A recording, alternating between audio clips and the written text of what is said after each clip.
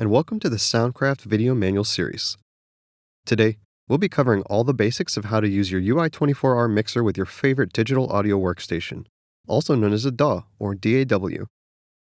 We'll cover how to connect your mixer to the computer for the first time and record some audio from the mixer's inputs. Although these concepts are intended to focus on recording with a DAW, some of these concepts could also be applied to other streaming or broadcast software, like OBS or Zoom. I'll be using Ableton today, but everything we'll talk about can be translated to most DAWs available on the market. Before getting started, make sure that you've downloaded the most recent drivers for the mixer available on soundcraft.com if you're using a Windows computer. Links will be in the description below. The Ui24R is class compliant, so no drivers are necessary for Mac OS. The first thing that we want to do when launching our DAW with the mixer is to visit the DAW's preferences or audio settings. Here, we'll want to find where we select our main audio device. It's usually located in the main audio or project settings, where you can also find the device sample rate. In Ableton, this is found in the Audio tab of Ableton's Preferences. Select the mixer as your main audio device.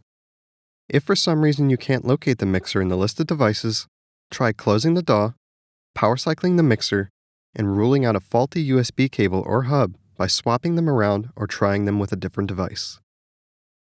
You can also confirm that the computer is seeing the mixer by opening Windows or Mac sound settings. In Windows, the mixer should show up like this in the sound settings as an output device, showing each one of our available USB channels. If it doesn't, try disconnecting the mixer and reinstalling the drivers. In Mac, the mixer should show as an audio device in the sound settings under the System Preferences. With our mixer connected successfully to our DAW, it's time to do our first recording.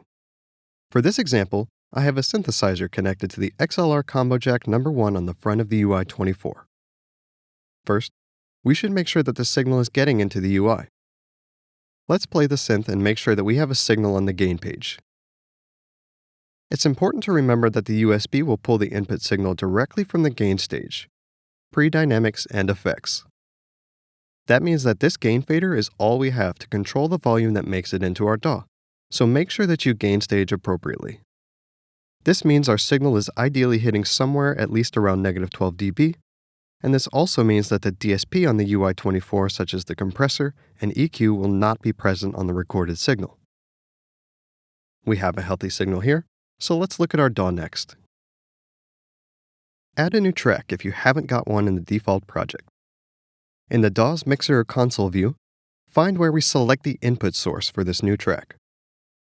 Here, we can see all the mixer's available inputs. Something to remember with the Ui24 is that inputs 1 through 10 are reserved for our mixer outputs. 1 and 2 are the mix left and right signal, and 3 through 10 are the auxes, 1 through 8. This means that our mixer's physical inputs start on 11, so I need to select 11 for our synth that's plugged into channel 1.